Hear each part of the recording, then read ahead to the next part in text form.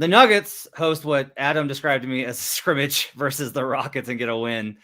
We'll talk about some MVP narratives we wish were more prevalent in the conversation around Nikola Jokic. Plus, of all the teams that are aiming for lottery odds right now, which teams have the brightest future? All that and more on Locked On Nuggets.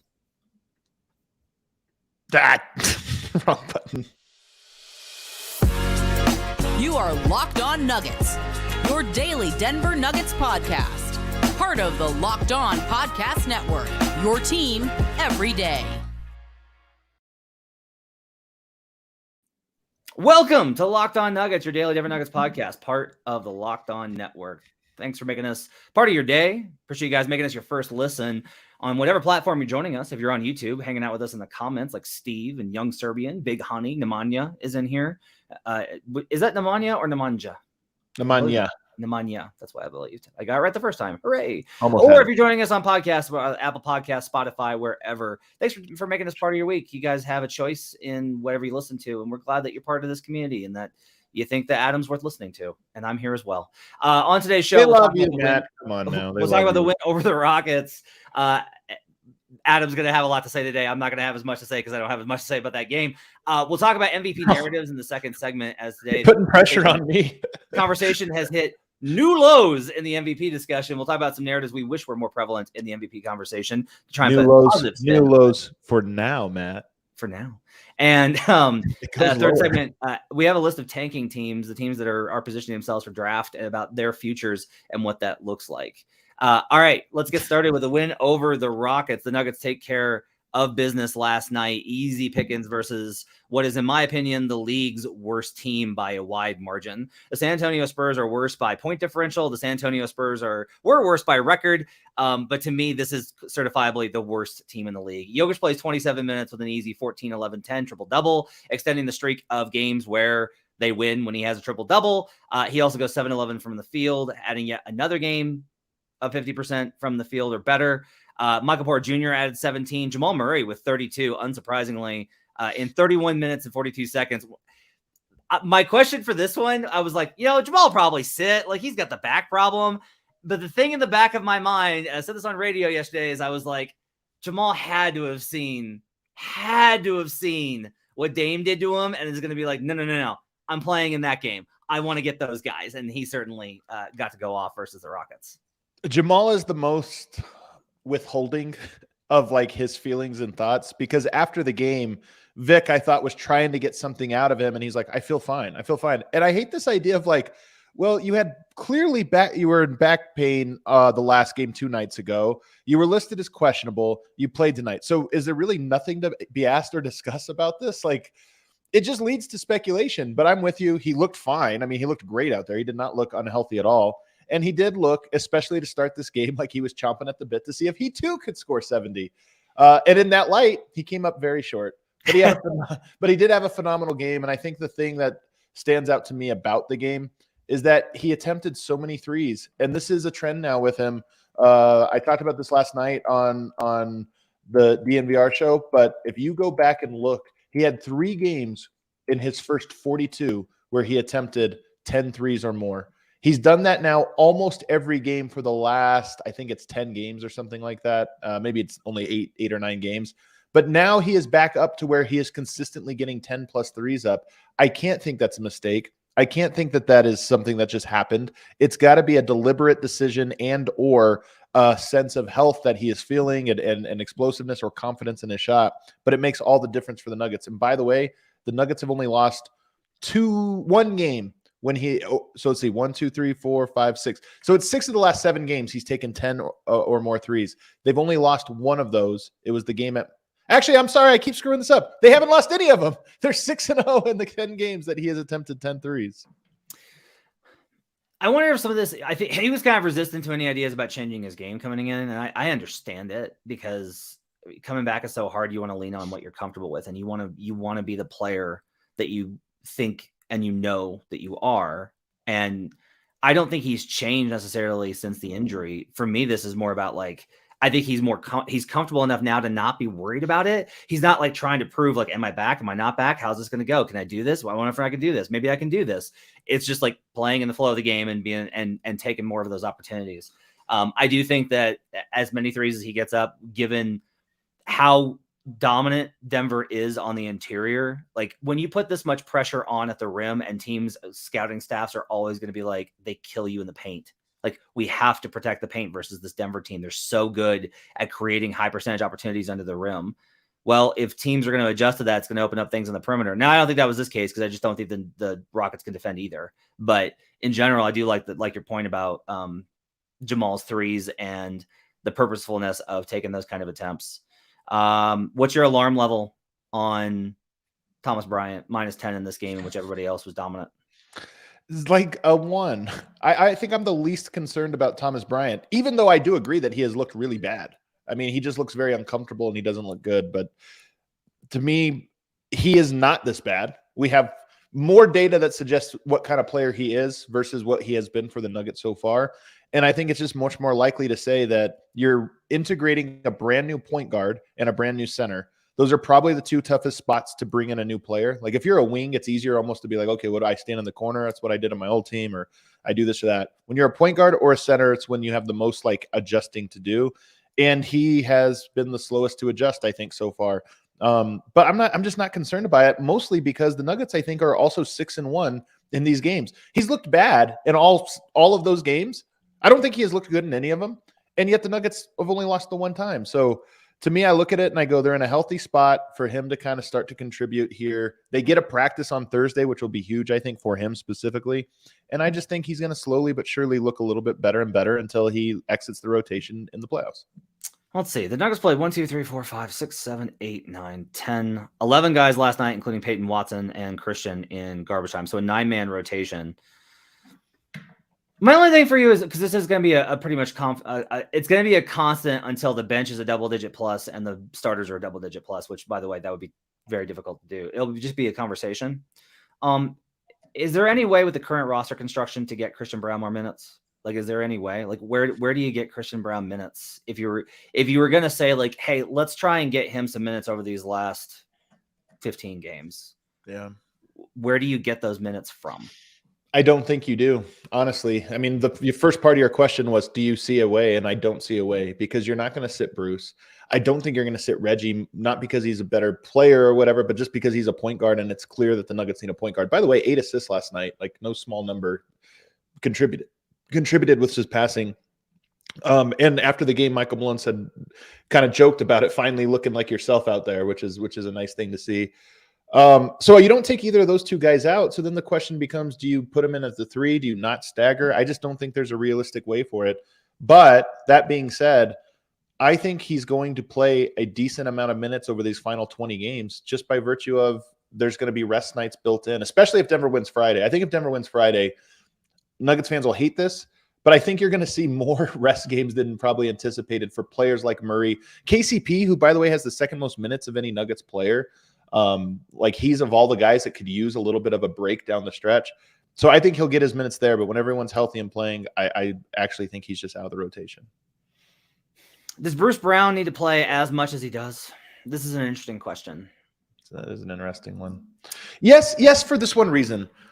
I think it's better to play 9 guys and then let them play regular minutes than to play 10 guys, but 2 of them get chopped in half. I think it's very, very hard to play 12 minutes a game or 15 minutes a game. I think it's a really hard thing to do. Hurricane asked us, is there a playoff series where you think Reggie is a good fit in the series? Man, that's a really good question. Here's what's crazy. I think that Thomas Bryant and Reggie Jackson, I would be shocked, not shocked. I would not be shocked if neither of them played in a series past like game 3. As the rotation gets cut, I actually think they're quicker to be cut than even, and this sounds going to sound crazy, even Vlatko. I agree. In part because I think Vlatko's just like more versatile. And in part because you're going to start playing Murray more minutes, which means he's going to play more in the bench, which means he's eating up Reggie Jackson's minutes. And then in part because you're going small, and Calvin Booth the other day said, we've talked about and are open to playing Aaron Gordon at the 5 in the playoffs. So Reggie, it's not that he's not a good fit. I think that he can have good games and he's been clutch. And I actually think last night's game was very encouraging. Yeah. We'll see if he can continue it. But I do think as the series goes on, I think the rotation gets reduced and his role is one of the first cut. to me, how that kind of translates is like I think Vlatko's been really good, and he's been better at his role than I think those guys have been at their roles in their limited time. Part of it is, I think, implicit in that bad point guard play and bad center play is worse than flex forward play. Yep. Like if you're a point guard and you're missing shots or turning the ball over or getting beat at point of attack, that leads to breakdowns on defense. It leads to turnovers on offense, which go back the other way. From the center position, if you're getting toasted on defense, it means you're allowing high percentage looks. If you're not contributing on offense, it means that things are not functioning to create spacing for others with drive and kick and things like that by having gravity. So those, to me, that makes a lot of sense. Yeah. Do you have anything else, or are you ready to go to the next segment? Let me think if I have anything else. Not really. I mean, it was good to see Murray have a pep in his step, even if it was a terrible team. Like there was a moment after Sunday where I was concerned about Murray's health, the knee swelling, the back. Like you just start to go like, my God, man, we're almost at the playoffs. You need to be 100% healthy, and you can't be missing games. Like we know you miss 2 weeks, 3 weeks, you come back. It takes a week to get back into the rhythm.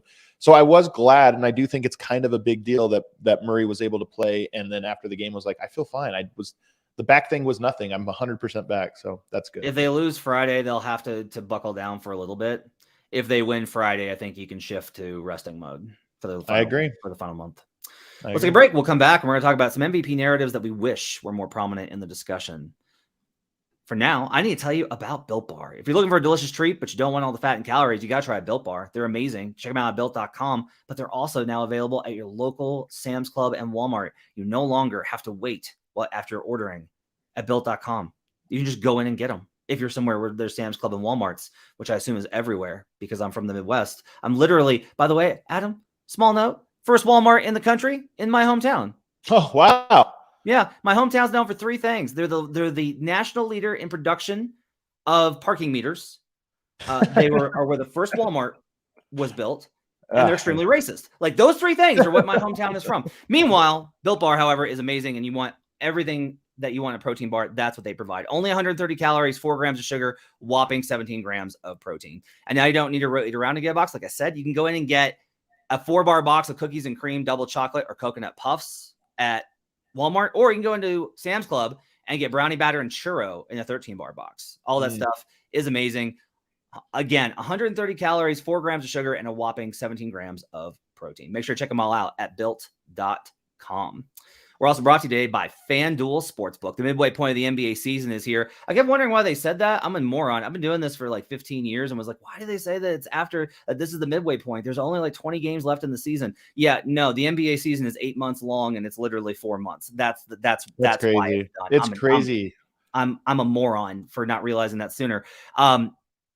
FanDuel is America's #1 sports book. New customers get a no-sweat first bet up to $1,000. That's bonus bets back if your first bet doesn't win. Just download the FanDuel Sportsbook app. It's safe, secure, and super easy to use. You can bet on everything from the money line to point scores and threes drained. You can also, by the way, at FanDuel, you can parlay awards. So you can do Jokic to win MVP, Jaren Jackson win DPOY, and choose your choice, the 6 man most improved. I have no idea what to tell you on those. Those awards markets are crazy. Throw those in as well as Paolo Banchero for Rookie of the Year and get yourself a nice little payout. If you just take the favorites, you get plus 370 for the guys that are favored. That's Malcolm Brogdon for 6 man. FanDuel even lets you combine your bets for a chance at a bigger payout with the same game parlay. So you want to get in, just bet Joker triple double and the Nuggets win every time. You can put those two things together since they're so highly correlated. Don't miss your chance to get a no sweat first bet up to $1,000 in bonus bets when you go to FanDuel.com/lockedon. That's FanDuel.com/LOCKEDON to learn more. Make every moment more with FanDuel, an official sports betting partner of the NBA. We'll be back on Locked On Nuggets.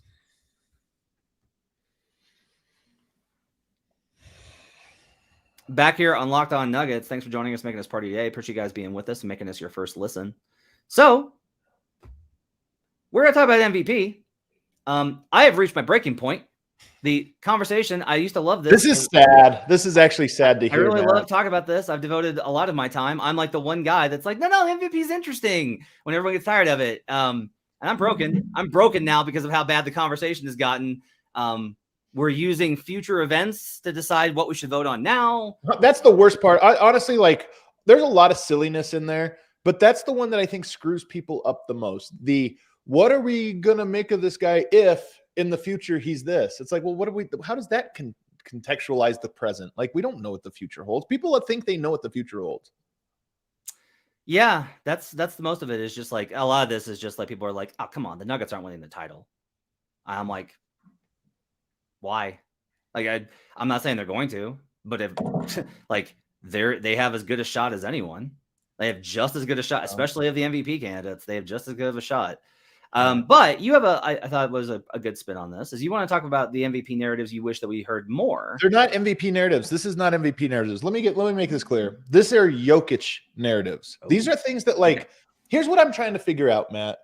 Why is Jokic so problematic to people? Like, why are they so bothered by the idea? Usually you get a good player and it's like, wow, what is this new player? Like, let's talk about it. It's interesting. We got a new present. Us as basketball fans, we got something new. And there's interesting offshoots. We don't explore any of these. Instead, it's like we've packaged him into this thing and it bothers us. Like, this is really what it is this great player is somehow bothersome. And obviously today, Kendrick Perkins came out and tried to make the comparison saying, well, it's clearly Steve Nash, Dirk Nowitzki, Jokic, not top 10 in scoring, only guys to win MVP by doing that. What do they have in common? They're white. I'm glad. I honestly am appreciative that somebody finally came out and just said it, because it's been the subtext, I think, to a lot of conversation. It's been on Twitter, a lot, but I'm glad Kendrick Perkins finally just said it. So maybe now we can explore the idea of, is this or is this not a toxic way to frame a conversation about a player? Because I think we'll arrive at, yes, it's very toxic and actually not at all coherent. But instead, I just want to say, here's what's so interesting to me about Jokic. And we never talk about him, and I wish we did. Number one, the NBA is this year is going to be the hardest of any year, I think, to contextualize historically. We have 2 players that scored 70 points. We have 6 players scoring 30 or more.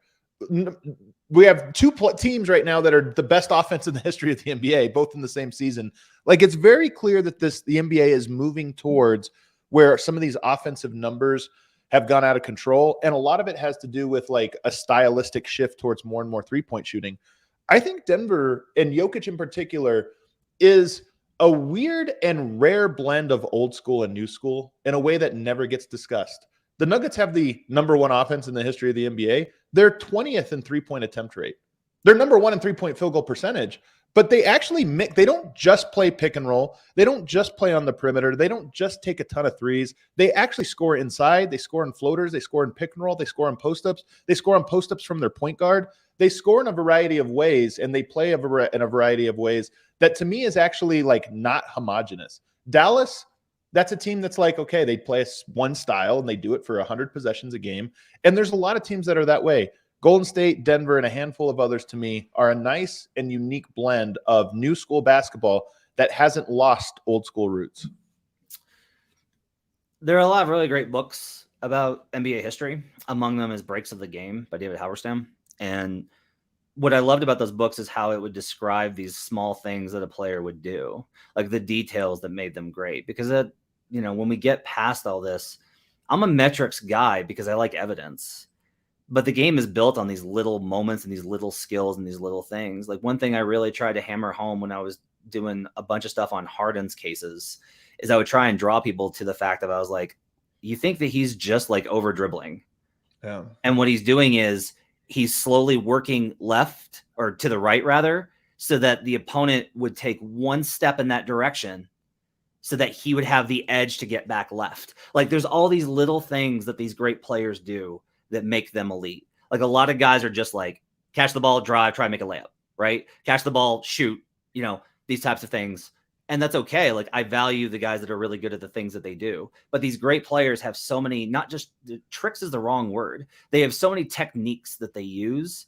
And Joker, to me, reminds me of the way that those players were written about, because we didn't have metrics to put them into concrete terms. Right. Like, one of the reasons that we rely on these numbers is to try and be like, it's not just what this thing I saw or how it felt watching him. These are the actual events that occurred.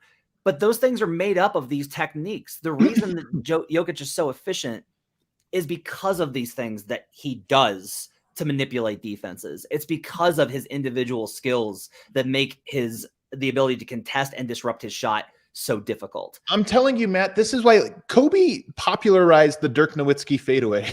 Yeah. Like, it's weird, but like, he is the reason that shot is now a shot people practice. Not Dirk, who shot it for years and was very good at it. But it finally took Kobe being like, no, we should learn from all players. This guy's doing something nobody's ever done. It's smart. And then it's like, oh, yeah. I remember an SNL skit one time about the Dirk shot that was kind of making fun of how awkward he is. And I think Kobe, like, that was the way you talked about Dirk, as well. He's the only guy that does this weird stuff. And then Kobe's like, no, it's a weapon. I'm telling you, I've said this a million times, but I honestly think that Kobe would have affected the way we talk about Jokic, just because he had an appreciation of European players, being from Europe, having a dad that played in Europe and this or that. And obviously him predicting Jokic will win an MVP. Like, he clearly was like an early investor in Jokic coin. So I just think that there would have been a little bit of, I'm not saying I know what Kobe would have thought 4 years later, but I just think there would have been a little bit of like, guys, are we being a little silly with this criticism? Isn't like what he's doing really cool? And actually players should take some from him. And I mean, I think you're starting to see it though. Donovan Mitchell's comments at All-Star, I thought were very like illustrative. Like, I think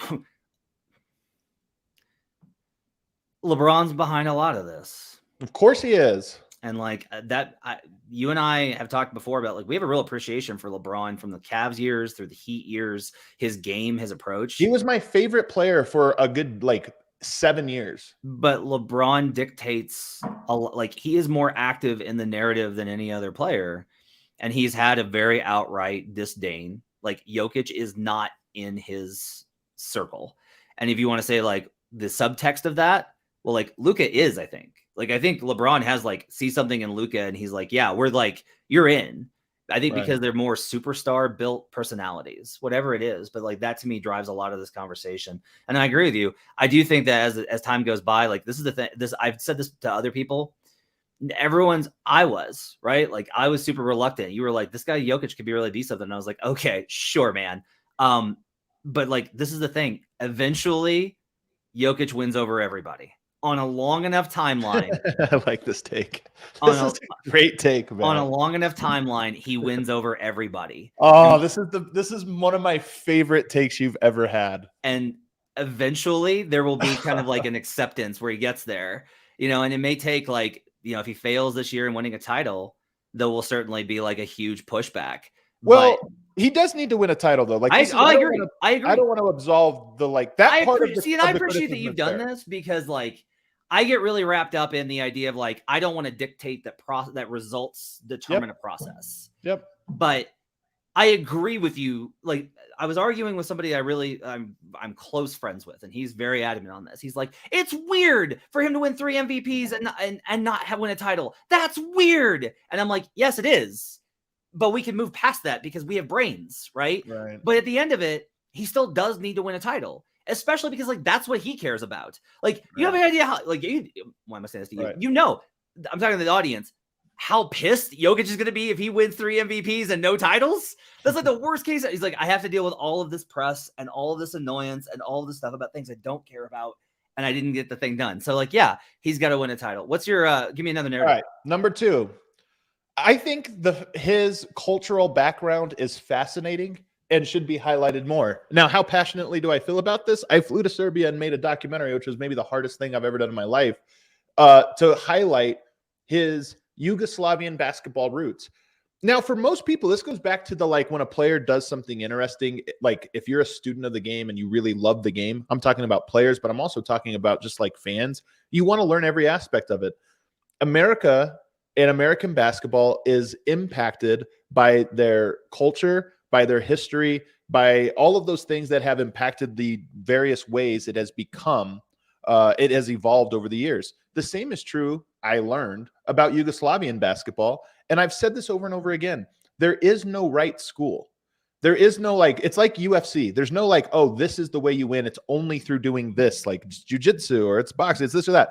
It's like, no, we take from all of these. The more versed you in all of them, you might specialize in one, but the more versed you are, the more dominant you become. This is how I feel, having learned about the Yugoslavian basketball school, Yugoslavian culture, how they approach the game.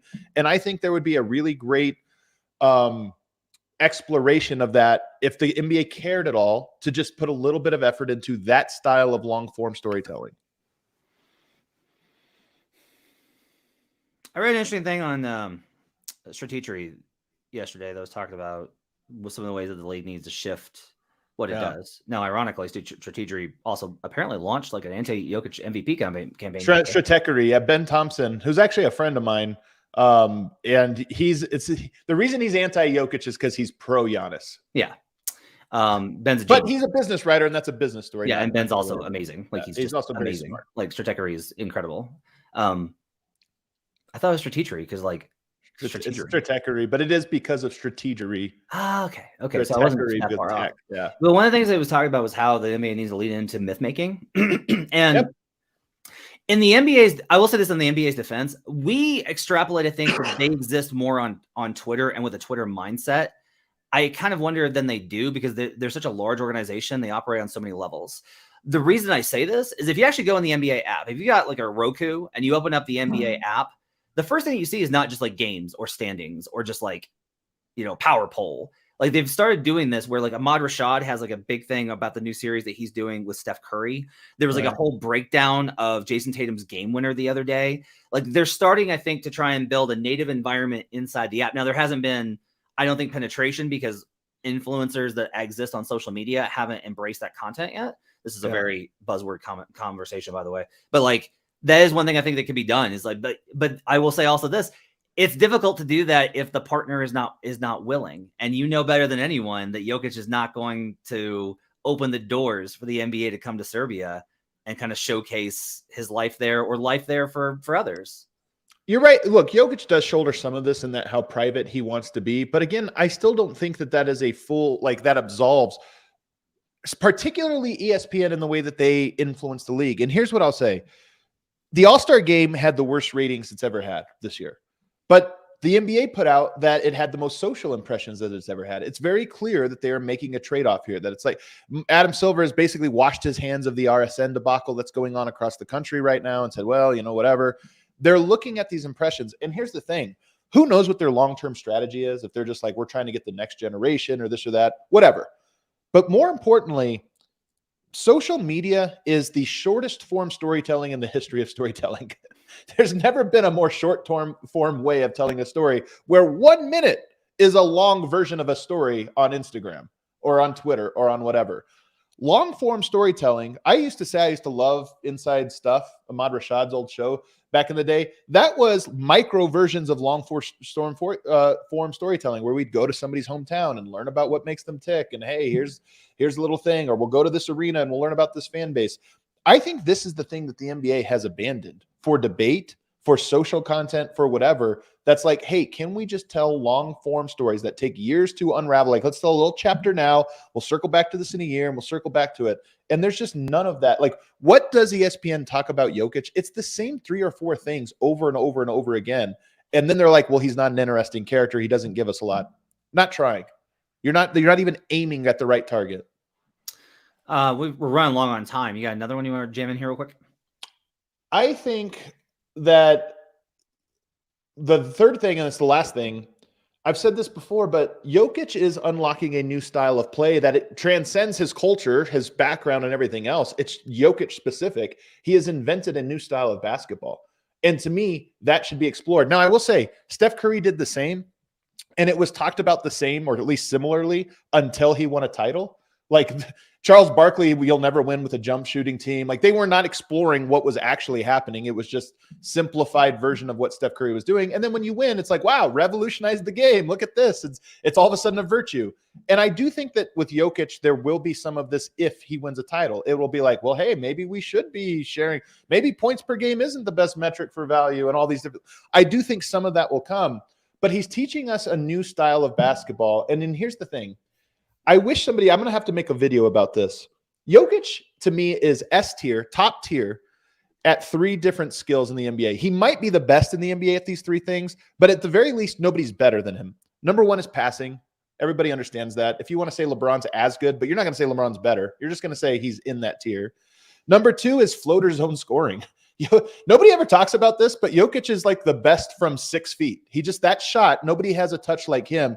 And I wonder if going forward, players, your next wave of bigs are working on that, looking at how effective it is in the NBA. It's like, hey, no, we actually should be working on 6-foot shots for bigs, just all, in development. And then the third one I have is his hands. I know this sounds weird, but he grabs 1 or 2 rebounds a game, 1 or 2 loose balls a game, 1 or 2 just random plays because his hands are the best in the NBA. It's weird how he grabs it, flips it like he has suction cups. And that's a really valuable skill. So breaking it down, he's number 1, or at least tied for number 1 in 3 different skills in a way that I just wish more people talked about. You only hear he's a great passer. He's a great passer. What's he good at? He's a good passer.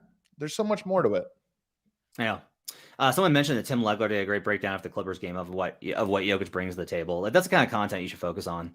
I think Nikias and Nikias's podcast with Steve Jones, I think that's another one. I think like there's this content out there, but you got to go find it. And the problem is like it's not readily available because it doesn't drive money the way that they want it to. And that's where I'm kind of getting to, like, so much of this is just money.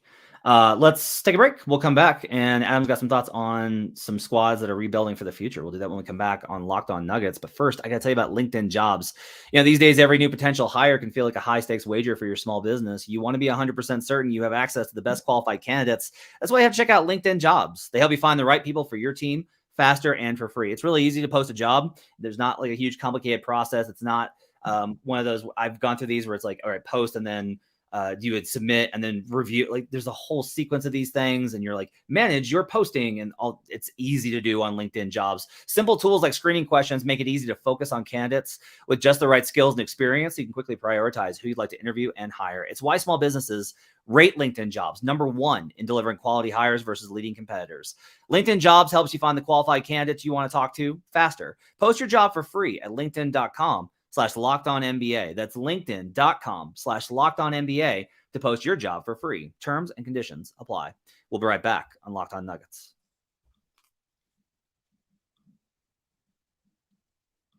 Back here on Locked On Nuggets. Thanks for joining us and making us part of your day. Final segment here with Adam Mares, who's got some thoughts on tanking squads for us to get to. By the way, going back to the last segment, as far as that content, Danny mentioned that thinking basketball is fantastic. That's another really good one with Ben Taylor, if you want that kind of content. All right, Adam. So you have some thoughts on teams like the Rockets that are positioning themselves for the future. I do these NBA bet streams, and because I'm partnered with the NBA, I can't say the word tanking. So I'm always like, I'm trained to use like draft positioning, player development focus. That's great. Like I have to not, that's not a word that we use in certain contexts. That's okay. And because I, like everyone, likes the money. So that's part of the conversation as well. But what are your thoughts on these teams and where they're headed? So I have a list here, and you can just kind of play off my list and tell me if you agree or disagree. So whoever gets Wemby in the sweepstakes this year is going to move up a lot of spots. Like that's just inevitable. That one of the teams on my lower list, if Wemby goes there, they're going to inevitably maybe be number 1. Honestly, it depends on how good he is. What? I don't think if Houston gets him, I wouldn't put them number 1. Here's my thing with Houston. I mean, you're gonna see where they are in my ranking. They're a clown show right now, and I think sometimes I think you can tank too hard. And I think they tank too hard. They have players on their roster that I think are really good. I think they have a really bad coach. I hate to be that guy that calls out a coach. I think they have a really bad coach, a really bad culture, but I don't think they have bad talent. I think they have a couple players that I would not want anything to do with. But I think they have some good ones as well, and we'll see how it all plays out. All right, moving on though. My number 1 team that's in the lottery that I think has a bright future is the Oklahoma City Thunder. I break these into 3 tiers. Promising, 3 teams. Not promising, 4 teams, and then 3 teams that are actually not rebuilding. So it's hard to say they have a good future or not because they're actually trying to win right now and they're just bad at it.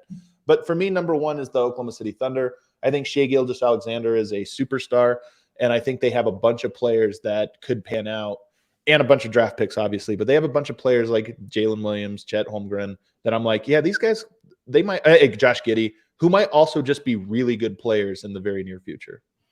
I think it's scary that the Thunder are probably going to get a quality pick. Like if they miss the playoffs, they'll still get a mid-tier pick, and they have assets to trade up as well if there's an opportunity there. I think it's going to be hard because of how good this draft is, but that's also like to their benefit. Even if they don't get a great pick, they're like, they did so well with Jalen Williams, right? Both Jalen Williams, like they found real gems. And so they've just done really well with the assets. That organization to me is one of the best in basketball. I know it really well, is part of the reason I say that. And they just are really impressive. I think, look, if they were to win the lottery, good God, just good God, I don't even know what to do with that. Like, I don't know if it's like Shea and Chet and Wemby. Good Lord. But yeah, I think I think they're very well primed. I love their coaching. I was going to say, they also have, I think, a sneaky, phenomenal coach. Yeah. One of the best in the NBA, who I would not be surprised if in the coming decade we're talking about as the best coach. I was talking to my wife last night, and I was talking about how there are people that will just look at records or standings or stars or talent and just be like, well, Houston's better than X or Y or Z. And I'm like, organization matters a lot in this. And it's one of the impressive things about the Nuggets is they were in a really bad place in 2015, and they just rehabbed it and built it up. Like, they took a very broken place and improved it. OKC is so good top down. Like, they take such pride. Professionalism is like their biggest thing, and it carries through every level of the organization. So yeah, I'm with you. Who else you got on this list? Number 2 is the Orlando Magic. My secret love of the Eastern Conference. I love Banchero. I love Wagner. What's that? Because of Bull. Because of Bull. Yeah, and also they have Bull. I even like Suggs. I know he hasn't been good so far. And I know you love Wendell Carter. He's grown on me a little bit. So they just have a bunch of players that I think are really good, and they're set up to me to be a very good team. And I just love when a team has an early identity. I think it's kind of important to be like, this is who we are. And I think Wagner and Paolo Banchero is their identity. I think I have a lower ceiling for them.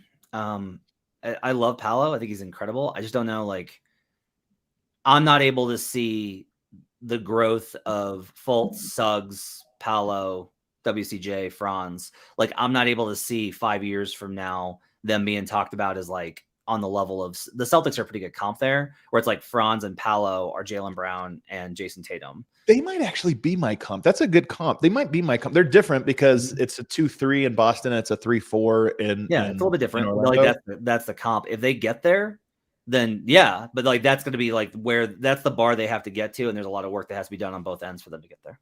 Paolo is just so far ahead from a skill standpoint. I mean, he does remind me of Tatum in that he's just like his footwork is natural.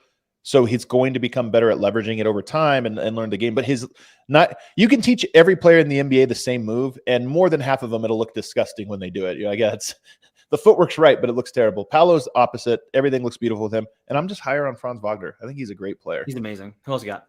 Indiana Pacers is the third one in this tier, the final one in this tier, because again, they have Halliburton, who I think is a great player. And they have some other guy. I mean, they're less deep in this. I think Matherin's interesting. Like, they have some guys. But I think that Halliburton is a really nice cornerstone piece. He's a really nice cornerstone piece. I agree. I don't know what the rest of that team looks like. They've had a weird turn here. Matherin's confusing on a lot of levels. Duarte looked like he was going to be really good, and then it's kind of like fallen out of favor. Bad, yeah. It looks like he's just a guy. This draft, I think, will be very pivotal for them. I think it's one of the reasons why they may have started. Like, I wouldn't be surprised if Tyrese got shut down, because like they really need another impact guy. I think I hate this, by the way. Like, these are teams has tanking worked? Part of me wonders, tanking has worked because there's only been 4 teams that were tanking from the start. But now I look at Shea is out. I know he's out with an injury. Is Oklahoma City just going to punt on this season late? I don't think so. I think OKC is actually competing. I think Shea is just actually hurt. I mean, he might just actually be hurt. They play the Lakers tonight, and Anthony Davis is shut down. Like, both of these teams, I'm telling you, it's Lakers Thunder tonight, and none of the top players are playing, and they both desperately need a win. This is a must win in 2023. This is a must win, and they're just like, no, that's okay. Who else you got? All right, so then I have the next tier, which are bad teams that I'm not optimistic about their future, but again, they win the Wemby sweep. Give me the whole tier, and we'll talk about them. Pistons, Rockets, Hornets, Spurs at the bottom, just because I don't know at the moment. I don't think they have a single cornerstone piece. I don't like LaMelo Ball as a cornerstone piece, but who knows? Cultural shift, maybe things change. And then the top 2 teams there, Rockets, as I mentioned, have a plethora of guys I like, but they also have some. They've done the worst they can with the talent they've been given. And then I think Pistons have Cade Cunningham, who's obviously elevates them. Yeah, I would separate that group out. I would definitely put Pistons and Spurs in a tier. What is it about the Spurs other than their history and culture? That's it. is that like I trust the organization. Like they purposely, a lot of this too is like, if you notice, they've been very slow with how they've dealt with various guys. Like Devin Vassell, actually, if you go under the hood, like there's a lot of really promising numbers there. Keldon But Johnson, is he a star? The thing is, like, I like Devin Vassell too. Is he might turn into KCP, who's the like fourth or fifth guy on a championship team. Let me put it this way: if the Spurs miss out entirely on this draft, then it sets them back. But then I just feel like they'll just be back the next season with the same thing. Like they'll just go back to the well. And I feel like a lot of this for me is about how quickly could you ramp. To me, like that's the thing, and I think it'd take a long time because they're so far away. Yeah, I think they would go much faster than the Rockets, because like the Rockets have a bunch of like really nice, talented players with bad habits. They've done a year of pushing those guys into the worst direction. I feel like there's just because I love the talent on the Rockets, but they are becoming their worst selves. But part of this for me, like, Şengün, I think there's guys that I really like. I love Şengün. Eason's good. Harry Eason, I like a lot. Yeah, he's tough. I like Jae'Sean. I like Jae'Sean Tate a lot. I like Jae'Sean Tate and what he brings. Yeah, I do too, but he's not really young. But he is. I do like him as well. And then I like Jabari. I like Jabari. I think they have pieces that I like. I don't like Jalen Green. I don't like the loudest members of their core. See, but that's the thing, though, is like my understanding is that like they are very much like Jalen's going to be the star, and there's been a lot of like Rockets fans get really upset about this, and that's okay. Like I could be wrong. Like I'm not like sold on Jalen Green's trajectory.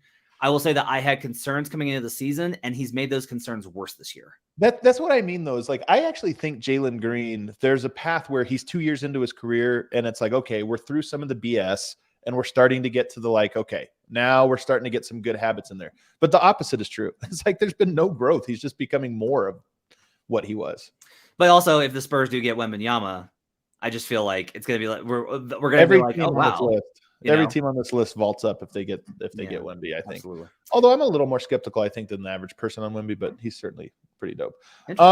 Chicago Bulls. And then the last tier is like teams that are bad but not on purpose, and that's Chicago Bulls, the LA Lakers, and the Blazers. None of those teams we talk about their future, but they are in the lottery, so I had to include them. I don't know what to do with Portland. I just don't know what to do. I don't know what to do with them. I don't know how to fix them. I don't know how to get them to where they need to be. It's really weird. They're in a weird spot, and we'll see with the rest of those squads as well. All right, that's gonna wrap it up for Locked On Nuggets. Thanks for joining us. Appreciate you guys being with us. Make sure to rate, review, and subscribe. Give us those 5-star reviews. We also Locked On Celtics just passed 10,000 subscriptions on YouTube. Let's pick it up, folks. What are we at? Not 10,000. Let's throw it. Celtics. Pick it up there. Let's go, guys. We gotta send it to a friend. Give them a subscribe. Thanks for joining us. Have yourselves a great week. We'll be back with you again tomorrow with another edition of Locked On Nuggets.